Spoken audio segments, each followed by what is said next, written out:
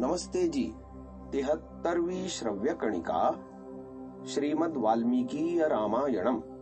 इस पुस्तक के अनुवादक, संपादक एवं टिप्पणी करता है परमहंस स्वामी जगदीश्वरानंद जी सरस्वती।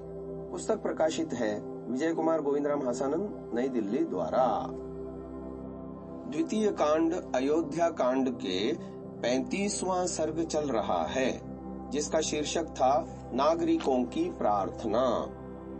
गत श्रव्य कणिका में 18 श्लोक हम व्याख्यात कर चुके हैं। क्रम प्राप्त 19वां श्लोक।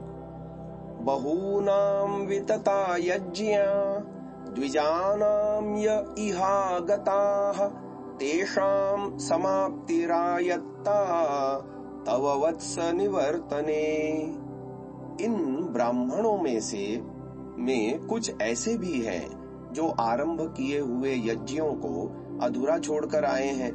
हे वत्स, उन यज्ञों की समाप्ति आपके लौटने पर ही निर्भर करती है, अर्थात यदि आप न लौटें तो यज्ञों में विघ्न डालने का दोष आपको ही प्राप्त होगा। 20वां श्लोक। भक्तिमन्ति हि भूतानि जंगमा जंगमानि च याचमानेषु रामत्वं भक्तिं भक्तियेषु दर्शय। केवल हम ही नहीं अपितु पशु पक्षी वृक्ष आदि भी आपसे प्रार्थना कर रहे हैं कि तुम वापस लौट चलो। अतः आप अपने भक्तों के प्रति प्रेम का परिचय दो। 21वां श्लोक। एवं विक्रोशतां तेषां द्विजातीनां निवर्तने ददृशे तमसा तत्र वारयन्तीव राघवम्। इस प्रकार श्री राम को लौटाने के लिए चिल्लाते हुए उन ब्राह्मणों को तमसा नदी दिखाई पड़ी, जो मानो मार्ग रोक कर श्री राम को आगे बढ़ने से रोक रही थी। अंतिम 22वां श्लोक है।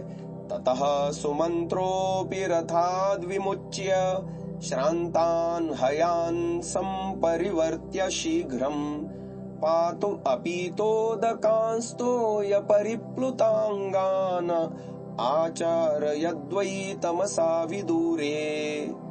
तमसा के तीर पर पहुंचकर सुमंत्र ने थके हुए घोड़ों को रथ से खोल दिया और उनकी थकावट मिटाने के लिए उन्हें भूमि पर लिटाया। फिर उन्हें पानी पिला और स्नान करा कर तमसा के तट के समीप चराने लगे। यहाँ पर 35वां सर्ग समाप्त होता है। अर्थ षट्त्रिंशः सर्गः। 36वें सर्ग का शीर्षक है नागरिकों को बुलावा। पहला श्लोक। ततस्तु तमसा तीरम् रम्यमाश्रित्य राघवः सीताद्मुद्वीक्ष्य सौमित्रीम् इदं वचनमब्रवीत्। तमसा नदी के तट पर ठहर कर सीता की ओर देखते हुए श्री राम लक्ष्मण जी से कहने लगे। द्वितीय श्लोक। इयमद्य निशा पूर्वा सौमित्रे प्रस्थिता वनम् वनवासस्य भद्रं ते सनोत्कंठितुमर्हसि। हे लक्ष्मण, हमारी वन यात्रा की यह प्रथम रात्रि है। तुम्हारा कल्याण हो। तुम अयोध्या नगर के लिए उत्कंठित मत होना। तृतीय श्लोक। अद्यायोध्या तु नगरी राजधानी पितुर्मम सस्त्री पुंसां गता नश्मान् शोचिष्यति न संशयः। आज मेरे पूज्य पिता की राजधानी अयोध्या नगरी के स्त्री पुरुष वनवास में आए हुए हम लोगों के लिए शोक कर रहे होंगे, इसमें तनिक भी संदेह नहीं है। चौथा श्लोक। पितरं चानुशोचामि मातरं च यशस्विनीम् अपि वान्धौ भवेतां तु रुदन्तौ तावभीक्षणशः। मुझे अपने पिता और यशस्विनी माता कौसल्या की बड़ी चिंता है, कहीं वे हम लोगों के लिए रोते रोते अंधे न हो जाएं। 5वां श्लोक। भरतस्यान्नृशंसत्वं विचिन्त्याहं पुनः पुनः नानुशोचामि पितरं मातरं चापि लक्ष्मण। हे महाबाहो लक्ष्मण, जब मैं भरत के दयालु स्वभाव का बार बार चिंतन करता हूँ तब माता पिता की ओर से निश्चिंत हो जाता हूँ। छठा श्लोक। त्वया कार्यं नरव्याघ्र मामनुव्रजता कृतम् अन्वेष्टव्या हि वैदेह्या रक्षणमर्थे सहायता। हे नरकेसरी, वनवास में मेरे साथ आकर तुमने बहुत उत्तम कार्य किया है। यदि तुम न आते तो सीता की रक्षा के मुझे अन्य सहायक ढूंढना पड़ता। सातवां श्लोक। अद्भिरेव तु सौमित्रे वत्स्याम्यद्य निशामिमाम् एतद्धि रोचते मह्यं वनेऽपि विविधे सति। हे लक्ष्मण, यद्यपि वन में अनेकों प्रकार के कंदमूल फल विद्यमान हैं, तथापि मेरी इच्छा है कि आज की रात्रि केवल जल पीकर व्यतीत की जाए। आठवां श्लोक। एवमुक्त्वा तु सौमित्रीं सुमन्त्रमपि राघवः अप्रमत्तस्त्वमश्वेषु भव सौम्येत्युवाचः। लक्ष्मण से ऐसा कहकर श्री राम सुमंत्र से बोले, हे सौम्य, तुम भी सावधानी से घोड़ी की देखभाल करो। नौवां श्लोक। सोऽश्वान् सुमन्त्रः संयम्य सूर्येस्तं समुपागते प्रभूतय वसान् कृत्वा बभूव प्रत्यनन्तरः। सूर्यास्त होने पर सुमंत्र ने घोड़ों को बांध दिया और उन्हें यथेष्ट घास आदि डालकर अन्य कामों में लग गए। 10वां श्लोक। उपास्यतु शिवां संध्यां दृष्ट्वा रात्रिमुपस्थितां रामस्य शयनं चक्रे सूतः सौमित्रिणा सह। सायंकालीन संध्या का समय उपस्थित होने पर उन लोगों ने संध्या की।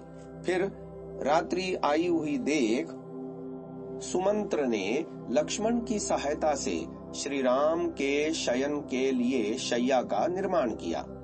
11वां श्लोक। ताम शय्यां तमसा तीरे वीक्ष्य वृक्षदलैः कृतां रामः सौमित्रिणा सार्धं सभार्यः संविवेशः।